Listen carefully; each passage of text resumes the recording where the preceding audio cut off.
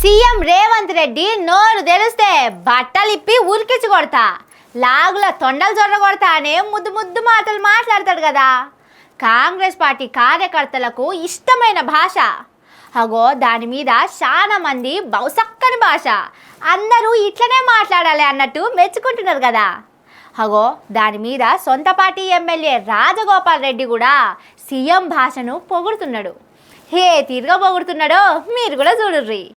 మీ భాష మార్చుకొని, మీ హవభావాలు మార్చుకొని, తక్కువ మాట్లాడి మంత్రివర్గంలో ఇంకా చాలా అందరికి మాట్లాడే అవకాశం ఇచ్చి, ఆవేశం అక్కర్లేదు. ఇంకా 3.5 ఏళ్ల గవర్నమెంట్ ఉంది, ముఖ్యమంత్రి మీరే ఉంటారు.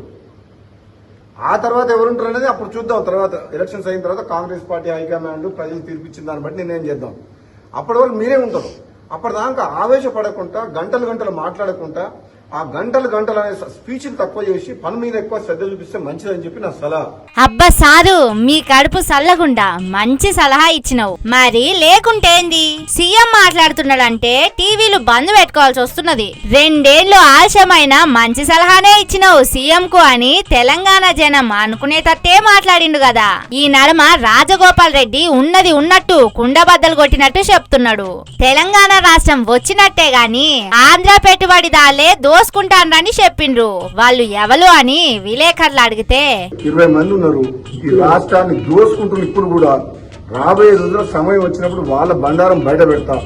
ఏది ఏమైనా తెలంగాణ రాష్ట్ర సంపద లూటీ విషయంలో గాని, కాంట్రాక్టుల విషయంలో గాని, భూముల విషయంలో గాని, ఇసుక మాఫియా విషయంలో కానీ ఏ విషయంలో సరే తెలంగాణ ప్రాంతానికి ప్రజలకు అన్యాయం చేసే పని ఎవరు చేసినా బహిరంగంగా మాట్లాడతాం. అంటే ఆంధ్ర కోవట్టులు ఇక్కడ నుండి మన సంపద దోసుకుంటున్నారనే ముచ్చట కరెక్ట్ అన్నట్టే కదా. ఇప్పుడు కూడా దోసుకుంటున్నారంటే ఇప్పుడే చెప్పాలే కదా. తెలంగాణకు అన్యాయం జరిగితే గొంతు ఇప్పుతా అన్నప్పుడు సమయం వచ్చినప్పుడు చెప్తా అన్నాడు ఎందుకు? సరే అట్లెందుకు అన్నాడో రాజగోపాల్ రెడ్డికే ఎరుకుండాలే. అట్లనే సోషల్ మీడియా జర్నలిస్టులను సీఎం ఆవారగాళ్ళు అన్న దాని మీద మాట్లాడుకుంటా డిజిటల్ మీడియా సోదరులందరినీ కూడా గౌరవించుకోవాలి తప్పితే అవమానించడము సబబు కాదు అని చెప్పేసి నా అభిప్రాయాన్ని నిస్సందేహంగా, నిర్మోహమాటంగా, నిర్భయంగా ట్వీట్ ద్వారా తెలియజేయడం జరిగింది. అందరం కలిసికట్టుగా డిజిటల్ మీడియా సోదరుల పాత్ర కూడా ఉంది దాంట్లో.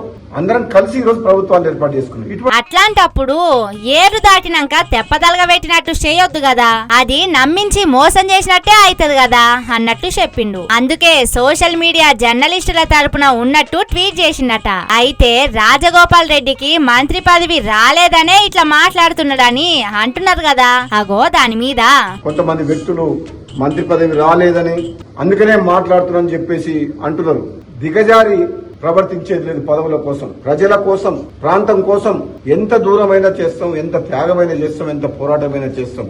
తెలంగాణ సమాజానికి అండగా ఉండాలి, బడుగు బలహీన వర్గాలకు అండగా ఉండాలి, పేద ప్రజలకు అండగా ఉండాలని ఒక లక్ష్యంతో రాజకీయాల్లో ఉన్న నాటువంటి వ్యక్తిని ఇక ఆఖరికి సీఎం రేవంత్ రెడ్డికి ఏం చెప్తావు ఎమ్మెల్యే సాబ్ అంటే ఆవేశపూరితమైన ప్రసంగాలు మాట్లాడి ప్రతిపక్షాలను తిట్టి ప్రజలందరూ అసహించుకుంటున్నారు.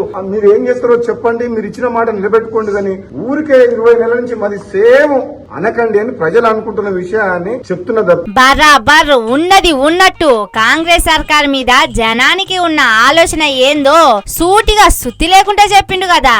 మరి సొంత పార్టీ ఎమ్మెల్యే చెప్పినాకైనా సీఎం భూత పురాణం ఆగుతుందో, లేకుంటే అదే లాగులా తొండలు బండలు కొండలు అనే ఓర్వనితనం మాటలే వస్తాయో చూడాలి.